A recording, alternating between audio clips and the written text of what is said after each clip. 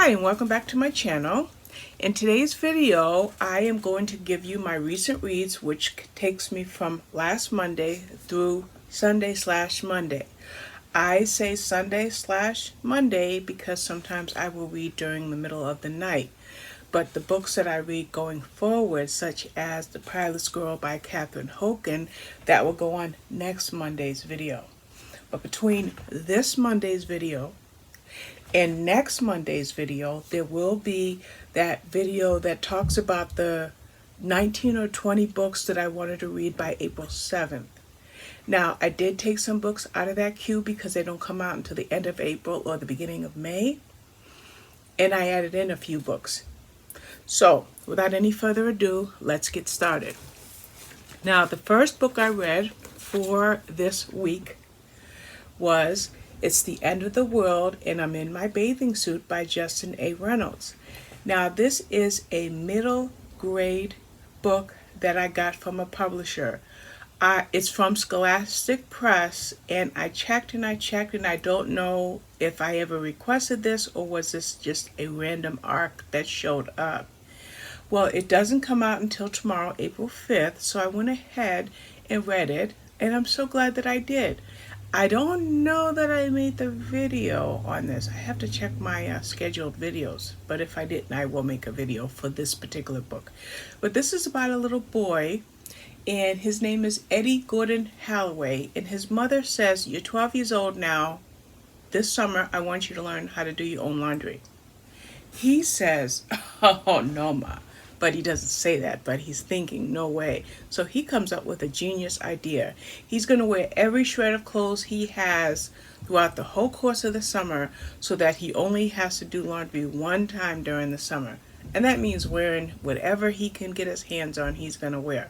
So when Eddie decides that it's getting close to time that he should get to his laundry beach bash, which is an annual summer beach party with fireworks and everything. It's about to take place that day.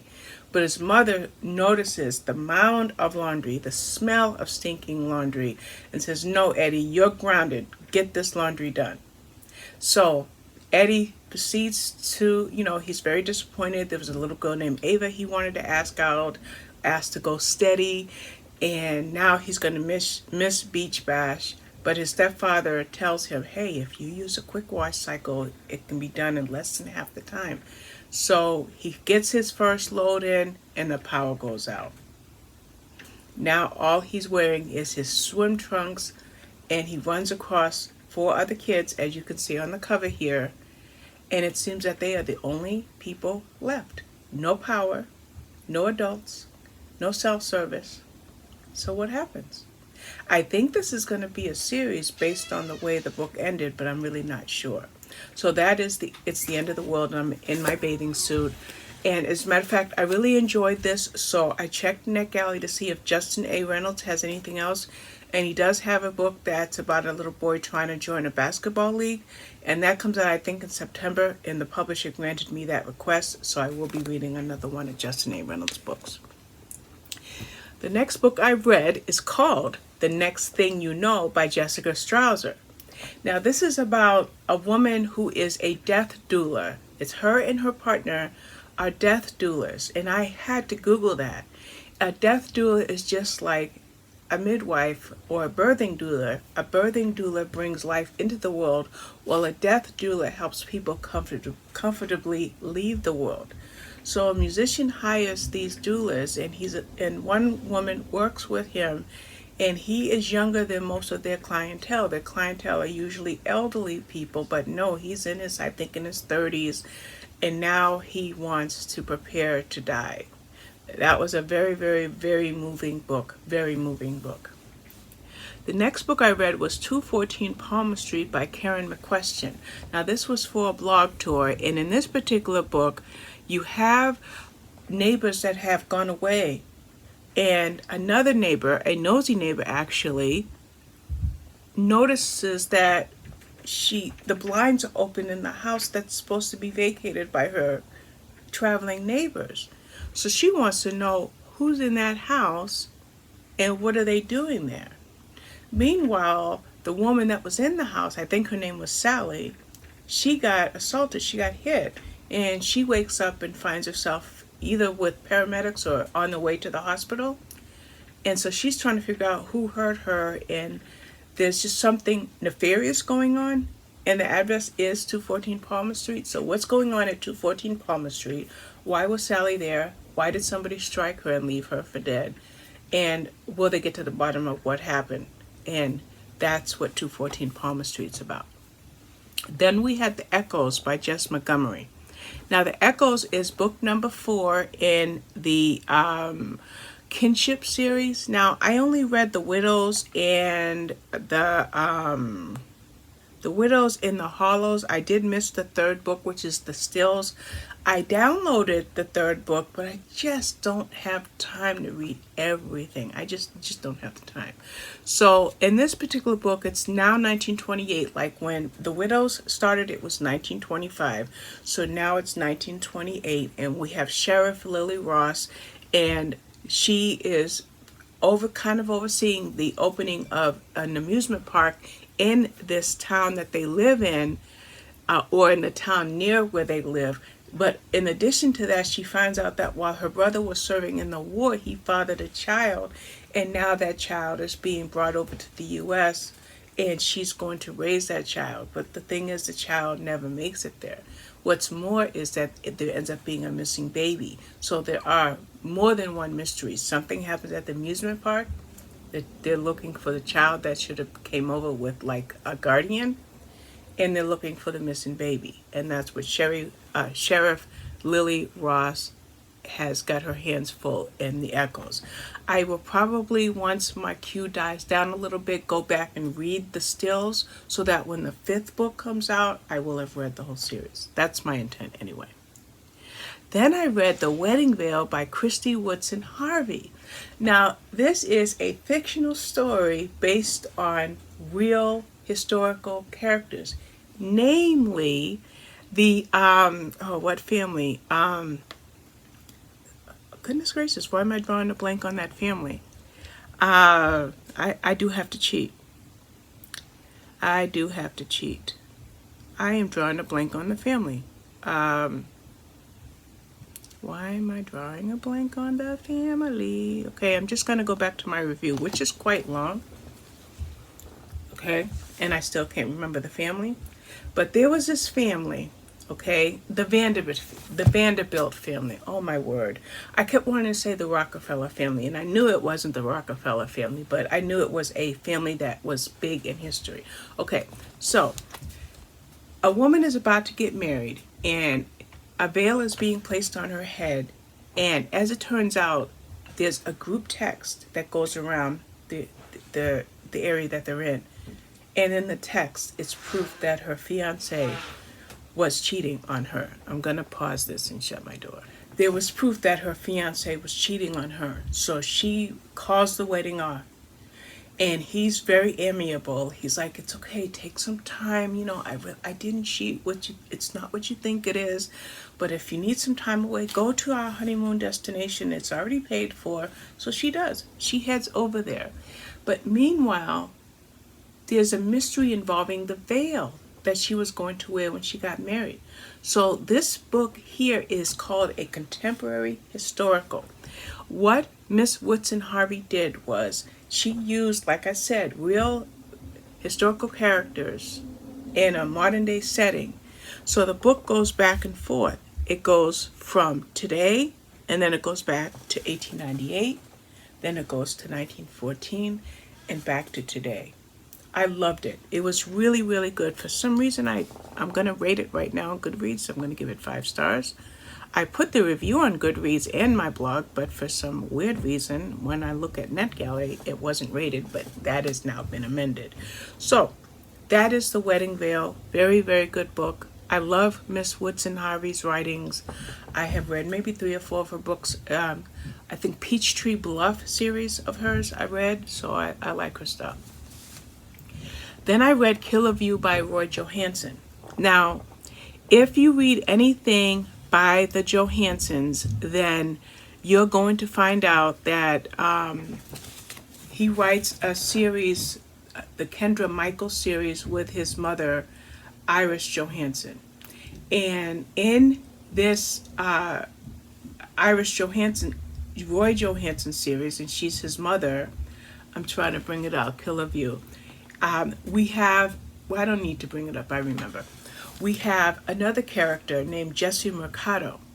Jesse Mercado was featured in some of the Kendra Michaels books because Jesse and Kendra were very, very good friends. Well, Jesse is a PI, and guess what? She gets her own book, her own series, and that's what Killer View is all about. Now, the blurb will lead you to believe that Kelly can't get anywhere without Kendra. But as we read, Kendra doesn't really come in until the latter quarter of the book. It's all Jesse Mercado and somebody else. There's a male protagonist, and there's no doubt that their relationship is going to flourish as the series grows. So that was Killer View. I loved it. I loved it. Then I read Truly Madly by Stephen Galloway. And this was a dual biography of Laurence Olivier and Vivian Leigh. Now, I'm not using any notes, so I'm going to stumble. But anyway,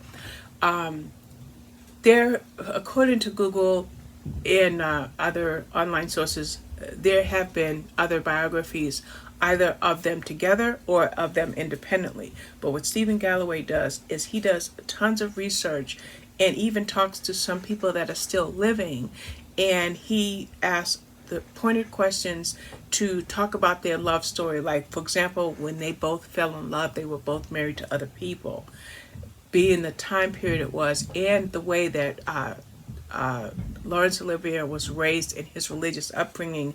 Getting divorced was not easy, but they did eventually divorce their mates and they married. It doesn't mean that their marriage was ideal, because they were both trying to be in Hollywood or on the stage, and that came with its own set of problems, especially when stardom really hits one half of a couple and the other half is kind of left straggling behind. And then you factor in that Vivian Leigh had what we know today is bipolar disorder, but in their day, bipolar disorder not only was not yet recognized or diagnosed, but mental illness was a stigma.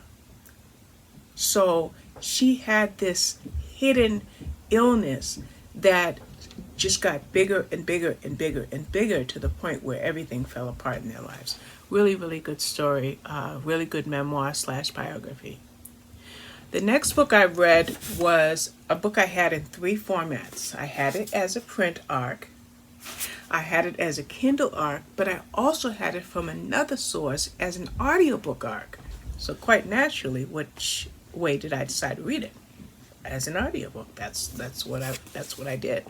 So in Out of the Blue, I do want to bring it up because I don't remember who the narrator was, and hopefully I can find out. It's a perfect fit number 4. Nope, it's not going to tell me the narrator. Well, we're not going to worry about that. Now, I haven't read the other books in the series, but this appealed to me. I don't know if it was the bright blue cover or if it was the summary, and we'll talk about the summary. We have a plus-size woman whose doctor tells her that she is pre-diabetic. She needs to change her diet and even lose some weight to get rid of that diagnosis before she becomes a full-fledged diabetic. So she goes to a gym, and she had 28 years old, had never been to a gym before in her life, and now she is at this gym, and she's got to try to figure out if she can make a healthy change of life. So this is not about weight loss. It is about healthy eating and exercise. However, she exercises too much. She starves herself. She chooses the wrong foods. And all the while, she has the hots for her personal trainer. And he is said to be gorgeous, 6 inches taller, perfect set of abs, handsome as all get out. But the nice thing is he finds her gorgeous. And I don't know if I still have the notes on my desk, but yeah, I do. He says, what is fat anyway? Is it a size 6, a size 12, 18, 28? Who gets to decide that? Society? Well, that's BS. I've seen women in every one of them size looking gorgeous as hell. Sexy isn't a size. That is my favorite line in this book, and might be my favorite line for a while.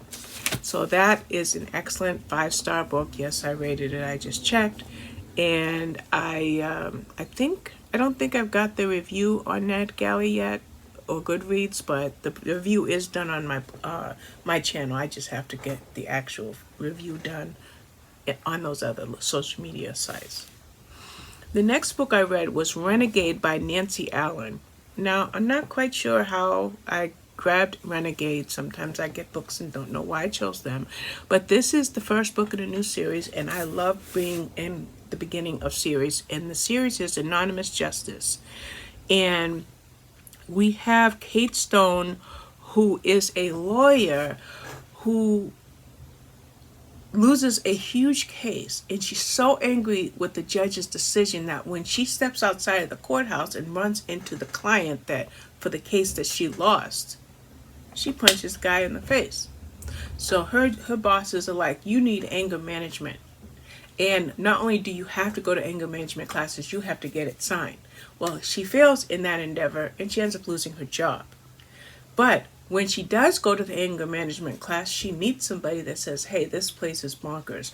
I got a better place for you. Well, she finds out that the place that he recommended is exclusive, by invitation only, and the people that are in that particular group are kind of like vigilantes. So we find out what happened with Kate Stone in this book, and I can't wait to see the next book in the series to see if there's more of that vigilantism, if I said that correctly, and what else Kate Stone has in store. Then I read A Plot Most Perilous by Genevieve Essig. I read this just on April 1st, just a few days ago. This is the second book in, what series was that? The first one is A Deception Most Deadly, but Cassie Gwynn. I had to think about it. It's the second book in the Cassie Gwynn Cozy Mystery series. The year is 1883 in America. And in book number 1, A Deception Most Deadly, Cassie's father had been killed, so she goes to stay with her Aunt Flora. So now she's fully ensconced where her aunt lives, and another murder takes place, this time when a play is about to get started, and the lead actor is killed. Well, Cassie's like, I'm going to figure this out.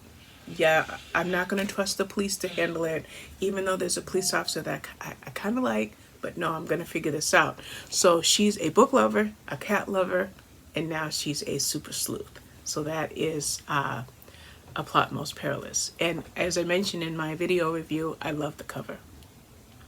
Then I read The Paris Apartment by Lucy Foley. This came out on February 22nd. Now, I've had this book for a minute, like 6 months, 7 months, but sometimes it takes forever to get to books. I'll just never be caught up. But anyway, so in this particular book, it's a locked room mystery. You have an apartment where something is going on with the family in that apartment. But everybody in that building, think Rear Window. Okay? Can you imagine Jimmy Stewart sitting in his wheelchair with his leg propped up because he's got a broken leg, and he's got his binoculars, and he's watching what's going on in his neighbor's homes.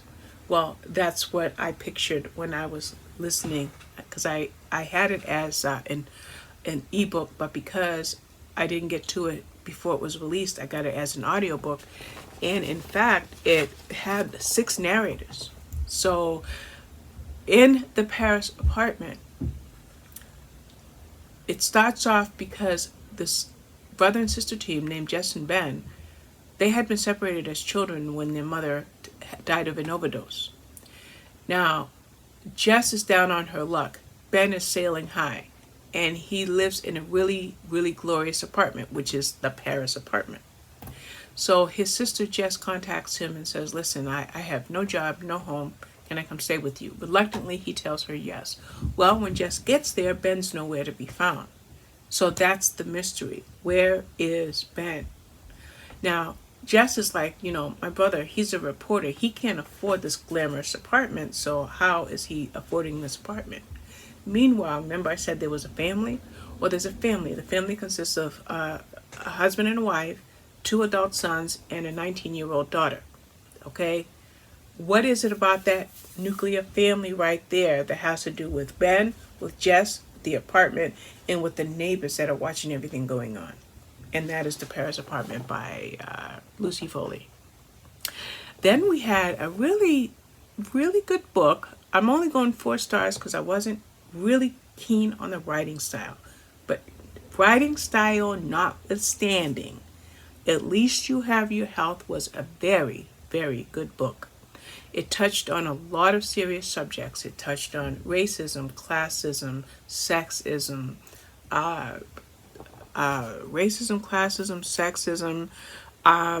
alternative medicine. It even touched on Munchausen by proxy.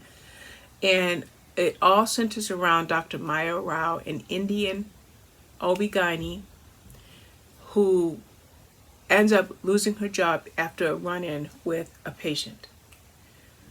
But we learn there's a lot more to the eye that meets the eye with Dr. Rao. And that involves her being Indian and some of the stigmas that are attached, some of the things that her parents instilled in her.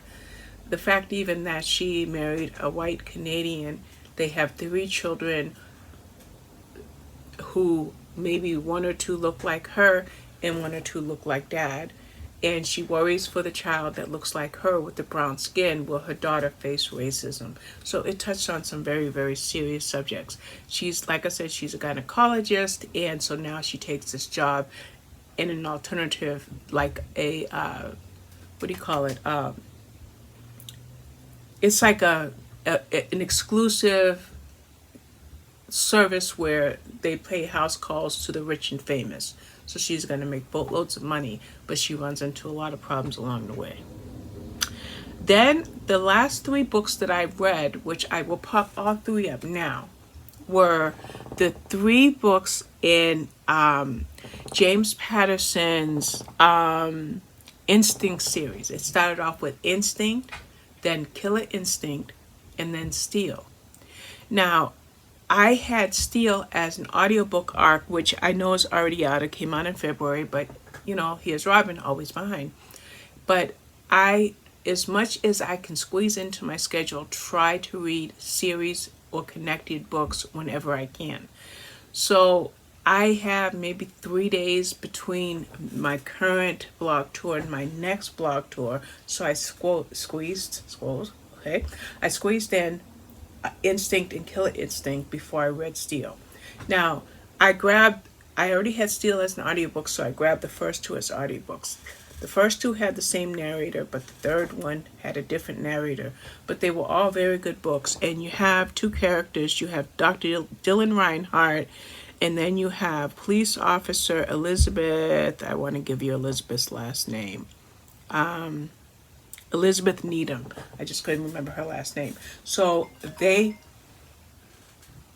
make unlikely partners in murders that happen.